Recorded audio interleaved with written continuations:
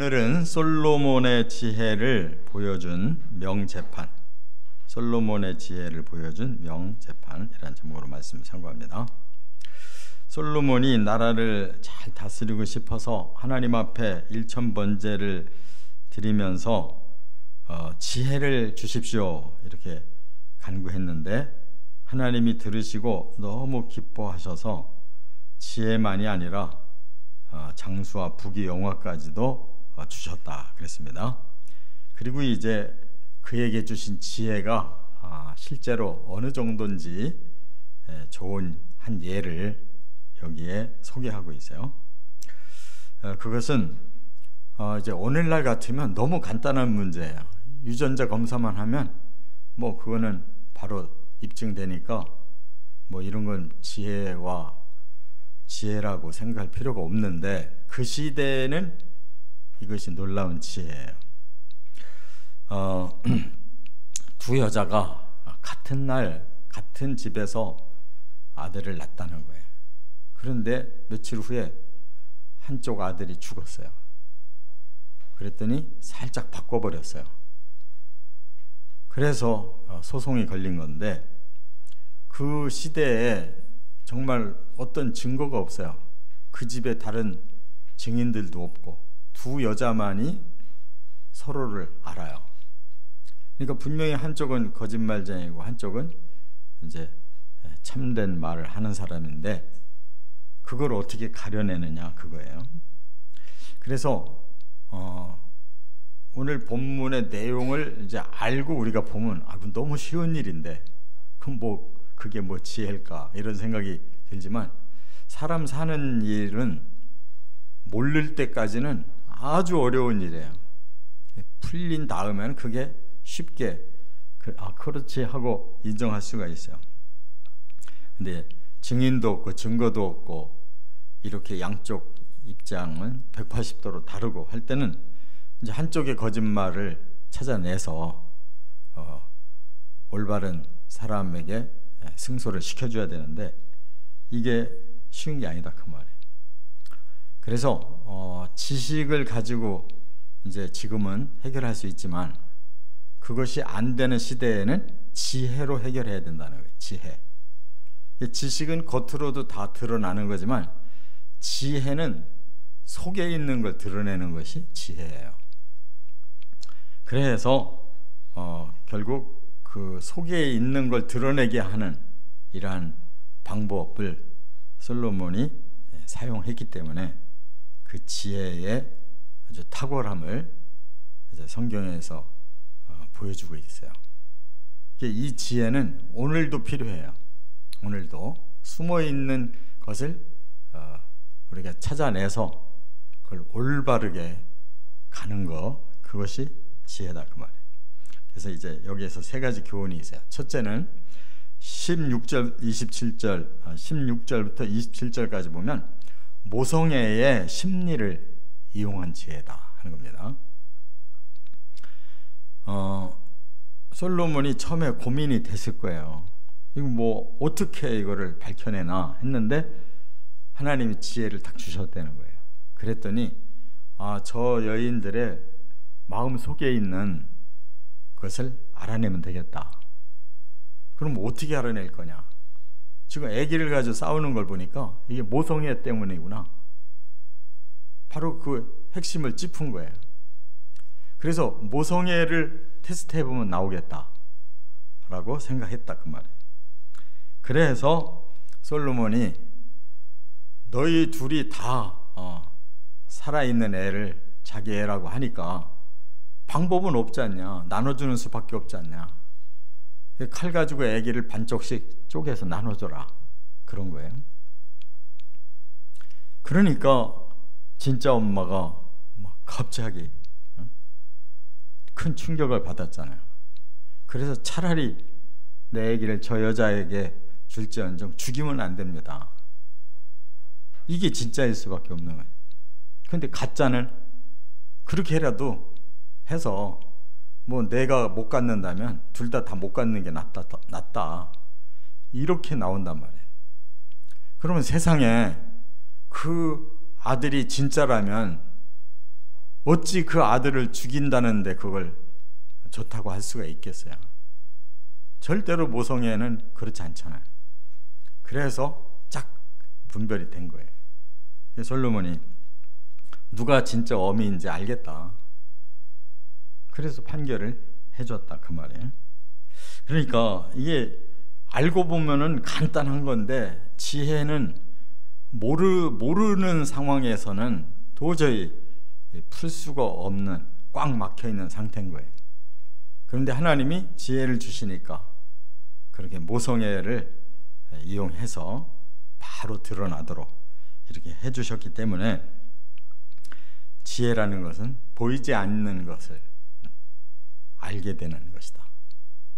그래서 성경은 특별한 지혜가 바로 계시라는 거예요. 알 수가 없는 건데 하나님이 그걸 살짝 열어서 보여주기 시작하실 때 사람들이 그걸 깨닫는 거예요. 그러나 아무나 다 아는 게 아니에요. 하나님이 지혜를 주시는 자만 그 비밀을 깨달아요. 그걸 보고 계시라고 그래요. 하나님이 보여주셨다는 거예요. 이와 같이 우리는 우리의 살아가는 삶에 가장 필요한 게 뭐냐? 지식이 아니에요. 지혜가 필요한 거예요. 지식은 지금 넘쳐요, 넘쳐. 너무 똑똑해 사람들이. 이제 인공지능이 아주 그냥 모든 곳에 다 사용되는 그러한 범용의 시대가 온 거예요. 그래서 뭐 자동차만 그 인공지능, 뭐 컴퓨터만 인공지능이 있는 게 아니고 모든 것에 다 인공지능이 활용되는 시대가 이제 몇 년 앞으로 완전히 온다는 거예요. 그러면 집에서도 아주 살기가 좋아지는 거예요. 뭐 교통이고 뭐고 뭐 그냥 다 변하는 거예요. 우리가 모르는 지식을 알게 돼 가지고 그게 활용되는 시대가 이제 몇 년 안에 정착된다는 건데, 그것이 된다고 해서 세상이 그렇게 낙원처럼 살기 좋아지느냐? 절대 아니에요. 그것이 반대로 엄청난 범죄로 발전하는 거예요. 반드시 적그리스도는 그거 활용할 거예요. 그래서 사람들을 그냥 다 뒤집어 버리는 거예요. 그럼 어떻게 하는 사람만 끝까지 바르게 살 수 있냐? 하나님 지혜 주시는 자만 바르게 사는 거예요. 분별해서 뭐 우리가 그냥 이익이 생길 것 같은 그런 능력이 있어도 그 이익이 결국 우리 사람을 해치는 이익이란 무슨 소용이 있냐고. 유익한 이익만 창출할 수 있는 지혜가 지배를 해야지, 악한 지식이 그것을 우리에게 덮어버리면은 제 아무리 발달한 것도 다 필요 없는 거예요. 오히려 핵폭탄 떨어지게 되는 거예요. 믿음도 마찬가지예요. 내가 다 확인하고 믿는 거는 누구는 못해. 세상은 하나님을 그렇게 확실하게 알면 믿겠다는 거예요. 이제 앞으로 하나님을 증명시키는 AI가 나올 거야. 그런데 사탄이 그런 걸 살짝 뒤집는단 말이에요. 진짜 같은 거짓말을 완벽하게, AI도 지금 거짓말을 하기 시작해가지고 지금 만든 사람들이 아주 괴로워한다는 거예요. 그 폭탄 발견해 한 사람이 괴로워서 노벨상 만드는 것처럼 앞으로 그런 시대가 또 오는 거예요. 오히려 만든 것이 이 실수고 이게 고통이란 말이에요.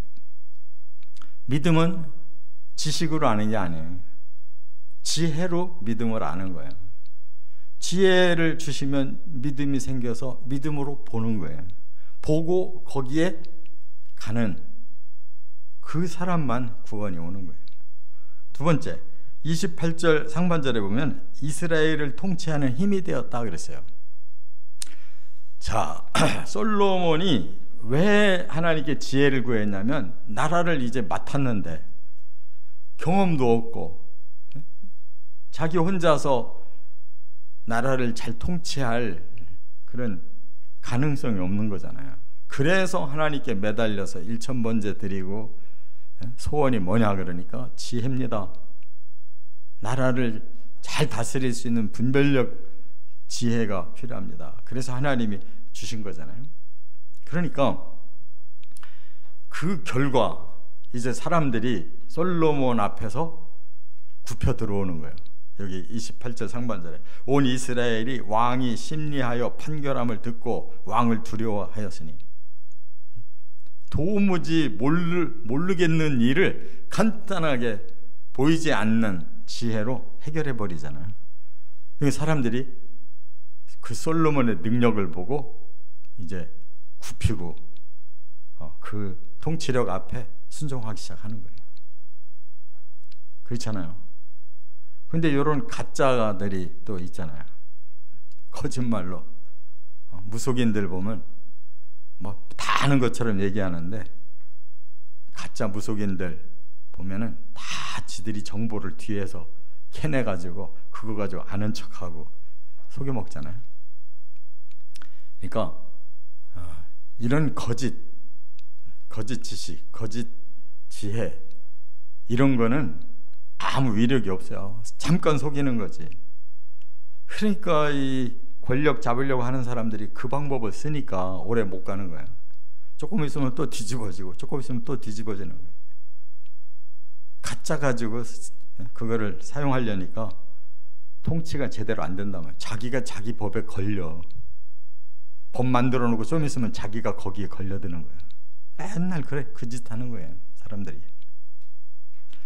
세상의 왕들은 그래서 무력을 최고로 여기는 거예요. 힘만 있으면 다 무너뜨린다는 건데, 무력이 자기를 넘어뜨리는 거라니까요. 그래서 솔로몬이 이렇게 나라를 결국 잘 다스리려고 받은 그 지혜이기 때문에 바로 그것이 효력이 있었다네. 그 신하들도 백성들도 솔로몬의 그 능력 앞에 두려워했다는 거예요. 그렇지 않겠어요? 보이지 아니하는 것을 가지고 사람들을 정확하게 판결해주고 그렇게 통치하니까 두렵잖아요. 꼼짝 못하는 거지. 이와 같이 우리가 하나님의 일을 세상의 지식의 눈이나 잣대로 알 수가 없어요. 다만 영적으로 그걸 깨달을 수 있는 지혜가 있어야 그 하나님의 세계를 우리가 사명을 가지고 일을 할 수 있는 거예요.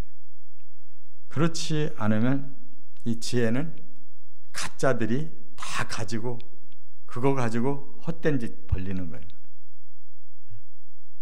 하나님의 교회가 그래서 무너지고 하나님의 사람들이 그래서 넘어지는 거예요. 가짜에 속아서. 우리는 하나님이 주신 지혜는 우리를 위해서 하는 게 아니에요. 하나님을 위해서 쓰는 거예요. 솔로몬이 시작은 잘했어요. 하나님이 주신 나라를 하나님 뜻대로 잘 다스리려고 합니다 해서 주셨잖아요. 나중에 어떻게 해요? 그 지혜 가지고 그냥 무역을 일으키고 또 정략 결혼을 하고 그냥 세속적인 문명만 그냥 가득하게 해가지고 타락한 거예요. 그 하나님을 위한 지혜를 사람을 위한 자기 영광의 도구로 쓰니까 그게 타락할 수밖에 없고 망할 수밖에 없는 거잖아요. 세 번째, 28절 하반절. 그래서 결론은 뭐냐? 하나님께 영광 돌려야 된다는 거예요. 28절 하반절에 그랬어요. 하나님의 지혜가 그의 속에 있어 판결함을 보이더라. 사람들은 이제 다 겉만 봤어요. 어우, 솔로몬 능력 대단하네. 어우, 저 사람 뭐 모든 걸 다 하네 하고 그 위엄을 느꼈지만 그게 어디서 나온 거냐면 사람의 생각에서 나온 게 아니에요. 하나님이 일러주셔서 나온 거예요. 근데 점점 하나님과 멀어지면 어떻게 돼요? 영이 막히잖아요. 영이 막혔는데 그 지혜는 나올 수가 없는 거예요. 그러니까 솔로몬이 나중에는 하나님의 지혜로 나라를 다스린 게 아니에요. 지식으로 다스린 거라고. 경제가 최고야. 국가 간에 절묘하게 이런 평화 조약을 잘 세워서 그냥 전쟁 없이 모든 나라들을 다 지배하면 돼. 이런 식으로 솔로몬이 그 시대에 영광을 다 혼자 독차지하고 모든 욕망을 다 누리니까 스스로 영성이 죽어가지고 타락해서 망한 거예요. 그러니까 하나님의 지혜가 그 속에 있어서 판결하는 것이다. 하나님이 영광을 받으시려고 지혜를 주시는 것이다. 계시록 7장 12절에 보면 찬송과 영광과 지혜와 감사와 존귀와 권능과 힘이 우리 하나님께 세세토록 있을지어다 그랬어요. 우리가 굉장히 정말 중요한 거 다 하나님께 영광을 돌리기 위해 있는 거예요. 그래서 야고보서 1장 5절에 지혜가 부족하거든 후히 주시고 꾸짖지 아니하시는 하나님께 구하라 그리하면 주시리라. 지혜는 얼마든지 하나님께 받을 수 있어요. 그런데 목표가 하나님께 영광 돌리기 위한 목표를 가지고 받아야지, 그걸 우리가 사용하려고 우리를 위해서 그 지혜를 구하고 받으면 소용없다는 거예요. 그 야고보서의 말씀대로 그렇게 솔로몬은 거기서 넘어진 거예요. 엉뚱하게 지혜를 사용하다가.